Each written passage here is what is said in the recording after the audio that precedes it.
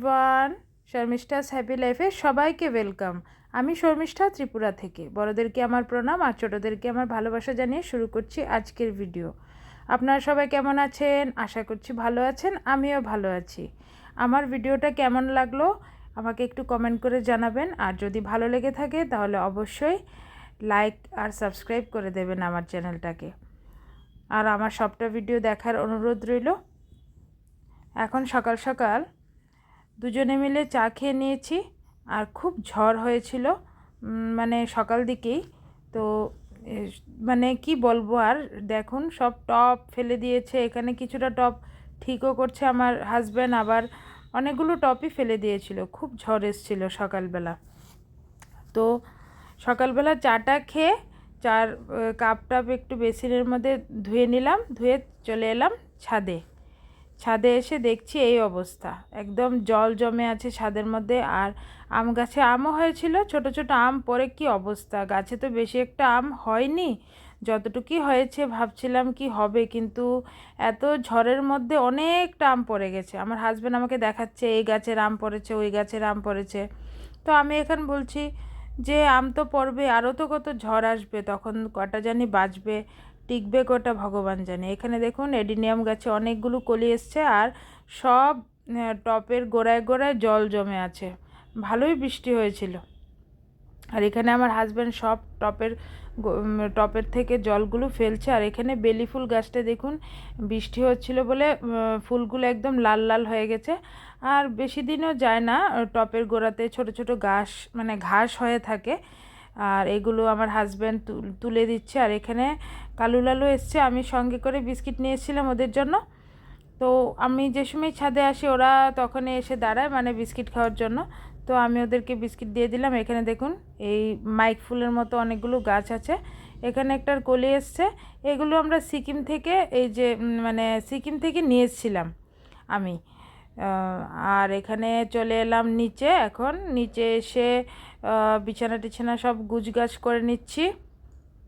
আর আমার মেয়ের রেজাল্ট দিয়েছিল গতকালকে, তো রেজাল্টও দিয়েছে, সঙ্গে বইও দিয়ে দিয়েছে। আমার মেয়ে এবার ক্লাস 8-এ উঠেছে। তো স্কুল এখনও শুরু হয়নি, 4 তারিখ থেকে শুরু হবে, 4 এপ্রিল থেকে। তো এই জন্য বইয়ের মধ্যেও মলাট ফলাট লাগাতে হবে। তো এখনও কিছু করিনি।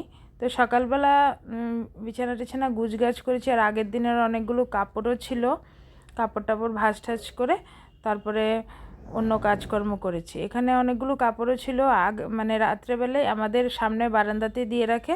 তো দিনটা বেশি একটা ভালো ছিল না, তো আমি রাত্রেবেলায় কাপড়গুলো নিয়ে এসেছিলাম ঘরে, শুকিয়ে গেছিলো। তো এই কাপড়গুলো এখন ভাঁজ করে দিচ্ছি। আর এখানে জানলা ফালনা দরজা মরজা কোনো কিছুই খোলা হয়নি। তো এখানে দরজা জানালা সব কিছু খুলে টুলে দিলাম। আর আমার মেয়ে বসেছিল সাইডে সোফাতে। আর এখন আমার শাশুড়ি আজকে এনেছে ছোট ছোট মাছ, অনেক মিশালো মাছ এনেছে, পুঁটি মাছ, তারপর মোরলা মাছ, তারপর চিংড়ি মাছ, সবগুলো আমার শাশুড়ি কেটে নিচ্ছে। আর আমি এখানে ব্রেকফাস্ট বানিয়ে নিচ্ছি। এখানে আমি বানাবো স্যান্ডউইচ। তো রুটিগুলো একটু ছেঁকে নিলাম, তারপরে একটা ডিম নিয়ে নিয়েছি, ডিমটাকে ভালোভাবে অমলেটের মতো বানিয়ে নিয়েছি, পেঁয়াজ ফেয়াজ কিছুই দেইনি। আর একটা ডিমকে 3 টুকরো করে নিয়েছি, আর রুটিগুলোর মধ্যে বাটার লাগিয়ে নিয়েছি। এর সেমভাবে আমি আমার ব্রেকফাস্টটা করে নেব। আমার হাজব্যান্ড খাবে ওটস, এই জন্য আমার মেয়ে আর আমার জন্য ব্রেকফাস্টটা করে নিচ্ছি। এখানে একটু গোলমরিচের গুঁড়া দিয়ে দিলাম, আর একটু নুন দিয়ে, তারপরে একটু সস দিয়ে দেবো, শসা পেঁয়াজ আর টমেটো তো দিয়েছি। এই যে দেখুন এখন সস দিয়ে দিচ্ছি। আমার মেয়ে তো সস খায়, আমি সস নিয়ে নিই, নাহলে বাদবাকি সেমই ছিল। আমি কেমন লাগে? ভালো লাগছে? খাও। এখন আমাদের ব্রেকফাস্ট শেষ হয়ে গেছে। একটা কিছু করলেই অনেক বাসন পড়ে। এখন বাসন টাসন আমি ধুয়ে নিচ্ছি। আর মধ্যে দিয়ে কারেন্টও চলে গেছিলো। একটু ঝড় বা একটু বৃষ্টি টিষ্টি হলেই কারেন্টটা চলে যায়, আর বিশেষ করে ঝড় হলে কারেন্ট চলে যায়। তো বারবার যাচ্ছিলো আসছিলো, এরকম করতে করতেই কি করবো, আর একটু অন্ধকার অন্ধকার লাগছিলো। এখন আমি আবার এসে গেছি খেতে। আমার মেয়ে ব্রেকফাস্ট হয়েছিল, আমারটা হয়েছিল না, তো বাসন টাসন ধুয়ে আমি চলে এসেছি খেতে। এখানে সজনে ডাঁটা ছিল কয়েকটা, সজনে ডাঁটাটা কাটছিলাম, আর এখানে পেঁপে কাটছিলাম, পেঁপে সিদ্ধ হবে। আর এখানে মোরলা মাছ দিয়ে একদম মাখা মাখা করব। এখানে পেঁয়াজ দিয়ে, কাঁচা লঙ্কা পেস্ট, তারপর একটু লাল লঙ্কার গুঁড়ো, হলুদ আর নুন দিয়ে একটু কাঁচা তেল দিয়ে ভালোভাবে মেখে কড়াইতে দিয়ে দিলাম। এখন ধনেপাতাটা বেছে নিচ্ছি।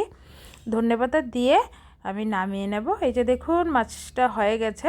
আর এখানে পুঁটি মাছটা আলাদা আলাদা করে করব। পুঁটি মাছটা একদম মাখা মাখা করে করব, ঝোল দেব না। ছোটো মাছ তো ঝোল দিলে অতটা বেশি ভালো লাগে না। এখন পুঁটি মাছটা বসিয়ে দিয়েছি, একটু মানে একদমই মাখা মাখা করে করব, শুধু পেঁয়াজ, নুন, হলুদ দিয়ে করলাম। এখন সত্যি কথা বলতে কি ছোটো মাছটা মানে পুঁটি মাছটা বেশি একটা স্বাদ লাগে না, কেন কি ডিম হয়ে গেছে এখন মাছে। তবে ওই দিনের মাছটা ভালোই হয়েছিল।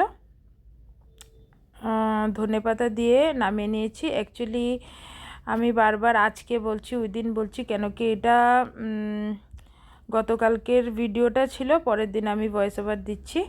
আগের দিন আমি সময় পাইনি, এই জন্য। আর এখানে একটু লতি দিয়ে, শুটকি দিয়ে রান্না করব। লতিটা অনেক আগে এনেছিল, একদম ফ্রিজে থাকতে থাকতে শুকিয়ে যাচ্ছিলো। যেটাই ভালো মানে সেটাই আমি বেছে তারপর রান্না করে নিলাম। এখানে দুপুরবেলা স্নান টান করে বসে গেলাম খেতে। তাহলে আজকের ব্লগটা এতটুকুই রাখছি। নতুন আরেকটা ব্লগ নিয়ে আবার খুব তাড়াতাড়ি আপনাদের সঙ্গে দেখা হচ্ছে। ততক্ষণের জন্য সবাই ভালো থাকবেন।